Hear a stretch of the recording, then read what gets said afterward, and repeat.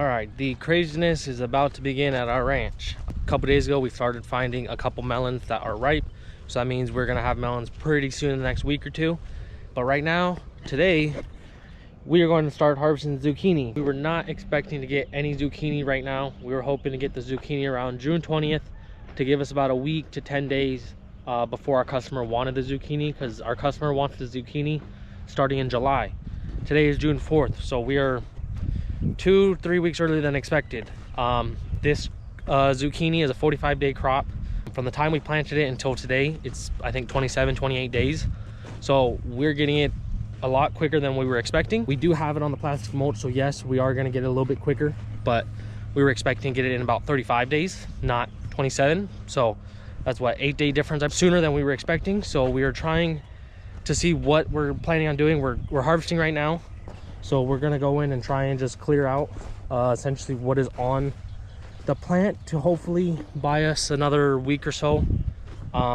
Any of the smaller stuff we're just taking off, the bigger ones we're taking, and hopefully we have a home for them. If not, we're not really sure what we're gonna do with it, because we grew all of this zucchini for our one customer that was planning on essentially buying all of it from us. We told him we can provide him with about 25,000 pounds a week is what our projections were, which we're not sure if we're gonna get that or not. But we're just getting it a little too early than expected. So I don't know, we don't know if our customer wants to take it right now, because essentially it's a month early. So we're trying to figure out, and hopefully we don't lose all of the zucchini, and we can hopefully find a home for it, because we're gonna have a lot of zucchini. If we don't find a home for the zucchini, we're gonna be living off of zucchini for breakfast, lunch, and dinner. This row they already harvested, and obviously we're leaving only the flowers. We're not leaving any of the zucchini left. Actually, they left that one like that, but anything bigger than that, we're taking it off to try and buy us a little bit more time, so we can hopefully just strip the plant clean, and it'll hopefully take another, I don't know, like a week maybe to for those flowers to turn into actual zucchini. But obviously this is our first time growing zucchini, so we are not sure really how they grow. We know that they produce a lot, and that's what we're afraid of right now, is to get too much right now since we're so early. So we're just trying to buy ourselves a little bit of time by essentially just stripping the plant off. And I believe we already got about 20 cases of the zucchini that they harvested out of only, I think maybe only 10 rows, and we got 40 rows. So yeah, you can see this is the zucchini we've been throwing off. This obviously needed to be harvested a few days ago, but we weren't trying to come in here a few days ago because we already planned on throwing it off. So we're hoping we don't have to throw too much off. We're just gonna throw essentially the first fruit that's on the plant right now, throw it off, and hopefully we can figure this out soon. Still got a lot more to go through and harvest. Luckily, this section over here, the extra, I think maybe 10-15 rows on this side, were planted like a day or two later, so the fruit isn't as big on these plants right here. So let's see, they're not as big compared to this section. They're huge. They're almost probably like a foot already for the zucchinis, which they shouldn't be getting that big. Yes, these are all, this side is all smaller zucchinis over here, and there's not too much fruit on this section. Hopefully, on a positive note, is that all of our melon and watermelon fields are looking really good right now. This is our second planting of watermelons, and then the second planting of melons right here. The first planting of melons we have at the other ranch down the road, but I'm gonna be irrigating the melons right here and watermelons right now. This second batch of watermelons and melons I irrigated yesterday, so I'm going to close these lines up and head down to the other field down towards this end and open up that section, which is our third planting. So I got to make sure to close these up, close them up to make sure there's enough pressure for the line down there. If not, if I leave this one open and I go open the other one, there's not going to be enough pressure in the line to irrigate them. We want to have enough pressure in the drip to make sure there's enough water coming out, because then we'll have to run the water a lot longer. This is the second batch of watermelons. We think this second batch of watermelons looks better than our first. only because of how the coverage is on the plants. You can't see really any of the watermelons right now because of how big and leafy the plants are. Whereas our first planting, there's a lot of fruit. Not complaining at all about our first planting. It's just it doesn't have as big of coverage on the watermelons. Like the leaves aren't as big compared to the second planting. Whereas you can't see really any watermelon in here. We literally have to go in and try and look around for the watermelon. Look, there's one right there. Whereas our first planting, you could kind of see the watermelons exposed. The issue with that, it gets really hot here during the summer and the sun will end up burning some of the watermelons and essentially leaves a sunburn on them. It doesn't damage a lot of the fruit, but it will damage some where it ferments the fruit and it basically cooks it on the inside. So we got to throw those ones out. So we try and avoid, obviously, wanting our watermelons to have sunburns. The sunburn looks completely different versus a yellow spot on the bottom of a watermelon. For people that don't know, they might think it's just a yellow spot for where it was resting, but it's not. It is a sunburn from the sun. Honestly though, the sunburn ones tend to be pretty good if you eat them right away. The sunburn ones will go overripe a little bit quicker because of that mark. And on the melons, I feel it's opposite. Our second planting of melons don't have as big of coverage on the plants versus our first planting. Because this is our second planting. The leaves are not super big, whereas the melon is pretty much completely exposed to the sun. Whereas our first planting of melons had a bigger coverage and it was covering the melons a lot better than this planting. There shouldn't be any issues with it. Every year is different on how the plants grow and everything. We can't control that. We put in the same fertilizers in on each planting, so it's not like we're doing anything different. It could be the soil, but that is part of farming. You can do everything right. We can give all the plants the fertilizer it needs, make sure it has all the nutrients it needs, but we can't control Mother Nature and the weather and all the other factors that come with farming. This is our third planting. All right here, this is a batch of melons for our customer right here, and then this is the third batch of our melons and watermelons right here, which you can see the plants are a little bit smaller. Obviously the fruit is smaller. We do not want the fruit to be the same size as the other one over there. That's why we plant them every couple weeks. We put them in every 14 to 20 days, so we're continuously harvesting, and it kind of overlaps. Whereas, so when we're done with our first planting, we have a little bit of an overlap that we move directly into our second planting, where we don't run out during the week for like our farmers markets. We're constantly having fruit. This is our fourth planting of watermelons, which is right here next to our well.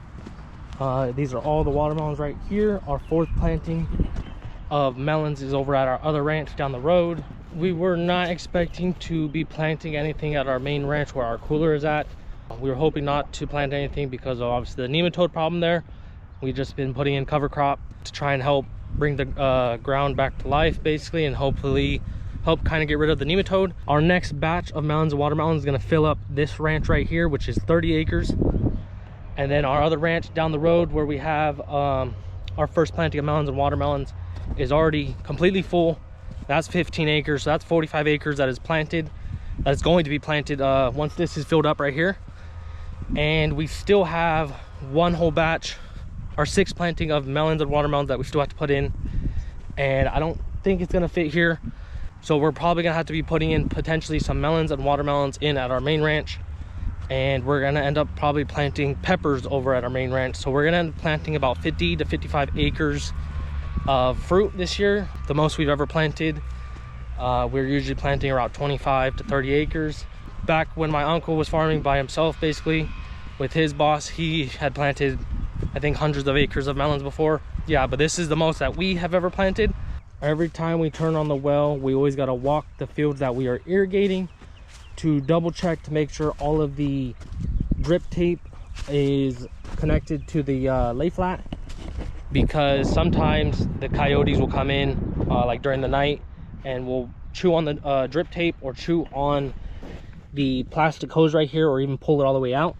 And so if we were to turn on the well and we don't come check, the water will be shooting into the furrow, and all the water is going in the furrow instead of going into the row to irrigate. So we always got to double check our lay flats once we turn on the well, because even sometimes the pressure in the lay flat will just push out the hose by itself. So we always have to check it, because it could be from the pressure, or it could be from coyotes, or even running it over with the tractor, it can move the hose and pop them out. So we always got to make sure that they're plugged in.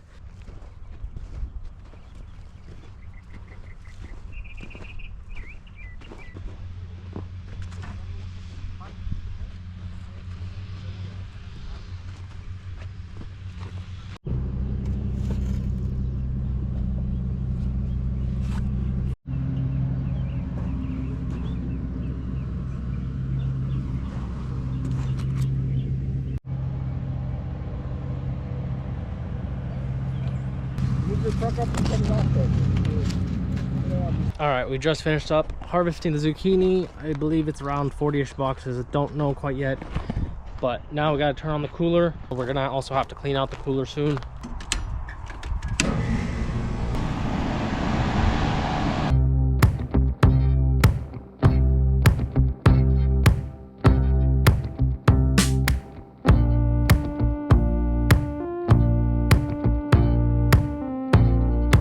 All right, came over to our other ranch where we have the first planting at.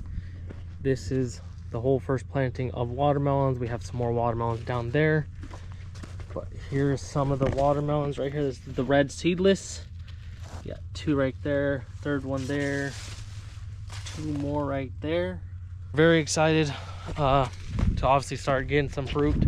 We also ended up getting a total of 43 cases of the zucchinis.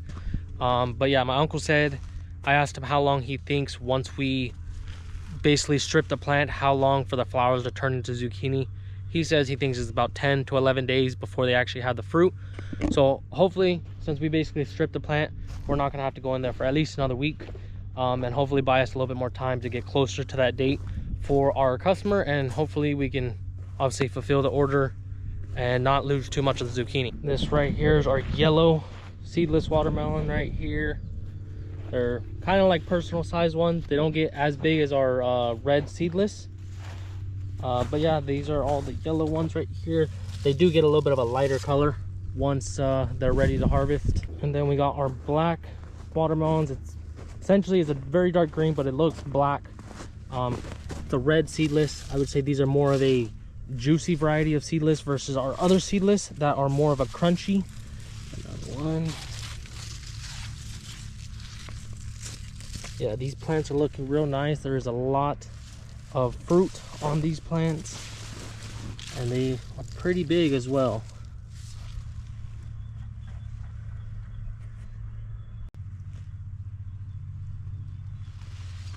This section right here is all our first planting of melons. This is our cantaloupe. You can see how many melons are all right here on this one plant. Got more over there. Got a different variety right here, which this is my favorite, is the canary.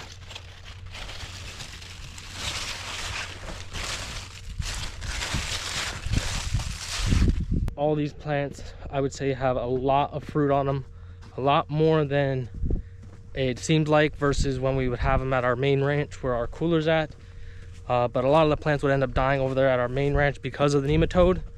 So since we're all on new ground with all of our fruit, we're hoping we're gonna have a lot more fruit than we usually do. This is the other little section of our first planting of watermelons. These are just the mini personal size red seedless. And then we got the peppers right here next to it, which they already do have some peppers on it. Let's see, right here. We're still a few weeks out for sure on the peppers. It takes the peppers a few more weeks once they're on there to actually color up. So we're not gonna harvest those probably till the end of June, I would think, maybe start getting some. There's the other variety of pepper we got, which is the gypsy.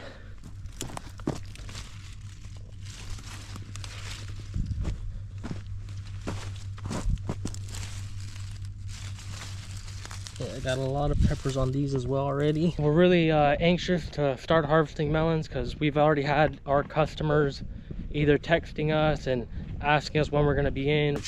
We've been finding a couple of these melons already. This one is a little overripe. This is the melon we found last week.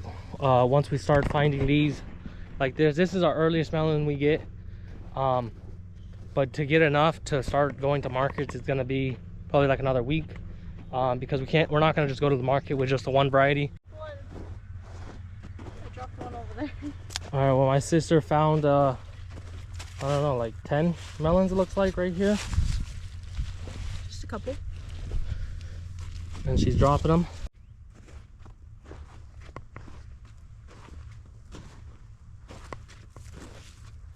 All right, if you guys made it this far in the video, thank you for watching.